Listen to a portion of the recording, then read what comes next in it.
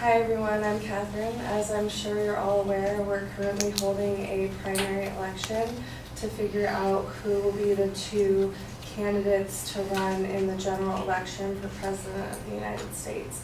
On the Democratic side, the Sanders campaign has seen a lot of passion and enthusiasm from its supporters, but that alone might not be enough to win him the nomination. Which brings me to my main claim, which is my proposal that Bernie Sanders will not win the Democratic primary election. My supporting claim one is that Sanders will earn more pledged delegates than Clinton will. And my supporting claim two is that the Democratic superdelegate system will wind up preventing Sanders from winning in the end. So first I'll start with the definition. The definition of a pledged delegate is a delegate at a national party convention who is obligated to vote for a particular candidate based on the percentage of votes that their state gave to the candidate. The pledged delegate votes are locked in after state votes and cannot be changed. So for my supporting claim, number one, Sanders will earn more pledged delegates than Clinton. I have various different reasons why. First, Representative Alan Grayson said that you can basically break up the primary into two parts, primary 1.0 and primary 2.0. Primary 1.0 consists of what's called the old states. They're the states that voted from February 1st to March 15th. These states made up the majority of the delegate count that Clinton has to date. And to give you an idea of location of where these states are, the Old South states span from Texas up to Delaware, down to Florida, and back to Texas. So also according to Representative Alan Grayson, primary 2.0 represents the second half of the states, also known as the new states. These states are the ones that vote from March 16th to June 7th. There are a larger portion of new states that support Sanders over Clinton, and currently Sanders is only 275 pledged delegates below Clinton. This is greatly due to primary 2.0, and out of the 13 new states that have voted so far, he has won 9 of them, with a handful of them being by a significantly large margin, and there are still 19 states left to vote. So another reason why Sanders will earn more pledged delegates than Clinton is because Sanders is gaining much more momentum than Clinton. According to Claire Groden, the Sanders campaign has raised more money from American donors than the Clinton campaign for the past 3 months straight. According to Claire Groden in Politico, the Sanders campaign in January raised $5 million more, in February raised $13.5 million more, and in March raised $15 million more, while the average Sanders donation remains at only $27. Lastly, Sanders has a very strong grassroots campaign. The definition of a grassroots campaign is a group of people that come together as the runners of a political movement. The youth today are inspired by Sanders, and they're becoming enthusiastic and passionate about his campaign. And they tend to support Sanders because of his value, his ethics, morals, consistency over Clinton's record.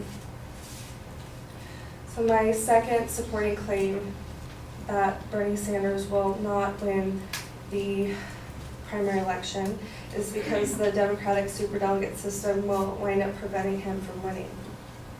The definition of a superdelegate is an unpledged delegate who is free to support any candidate that they choose at the party's national convention in June. According to MSNBC, superdelegates make up nearly 40% of the delegate count needed to win a nomination. Candidates have to reach a total of 2,382 total delegates in order to win.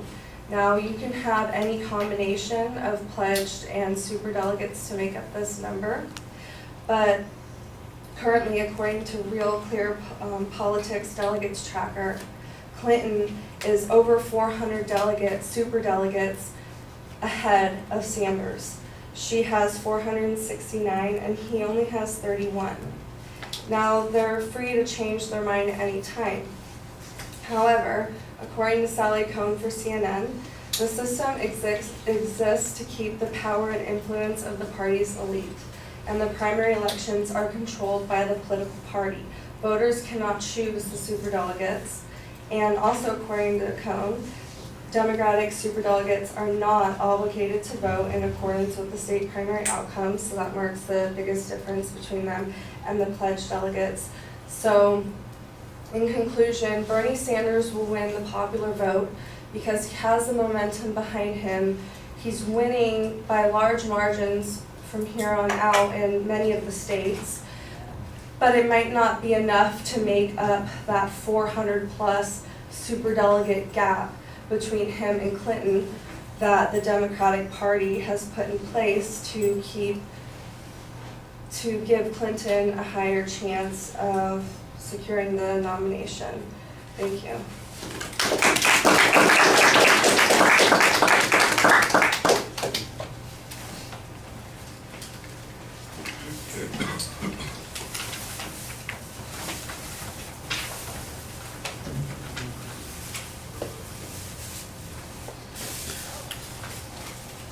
All right, well, you've got a negative term in the proposition. That's a little confusing. You also have the negative terms repeated in the secondary claims, which is a little complicated. But you do identify the proposition very clearly. There's a good preview. I thought you defined the different types of delegates at appropriate spots in the presentation. That made sense. You had pretty good evidence on the first point explaining what the situation is, providing factual data explaining how the delegate system works. There's some inference that's being made that the delegates in the second half of the election, primary point 2.0 is going to be substantially different than it was in the first half, and I think that that's probably a reasonable inference, although I think we've got some more data that has accumulated since March 15th that ought to be included. You mentioned Bernie Sanders winning a whole bunch of primaries. I don't know what the delegate count has been since the start of the 2.0 section. I think that would have been something that would have been helpful to add. The explanation of the superdelegates is fine. There needs to be an argument about why the superdelegates are not likely to go for Bernie Sanders or why they are going to stick to Clinton. There could be all kinds of events that happen between now and the nominating convention that might change those things. And if neither candidate has enough pledged delegates, then it's going to be the super delegates who determine it. And if, for instance, if Hillary Clinton got indicted before the convention, which is not outside, well, it's probably not. The Justice Department would have to do that. It seems a little unlikely that the Obama administration's Justice Department would do that right before the convention, but stranger things have happened. It could happen, and then all of a sudden turmoil could result. I think that that's a possibility. So I think you needed to show why it is that it's likely that the superdelegates would be sticking to Clinton, why they see her as the more viable choice for them. All right, thank you.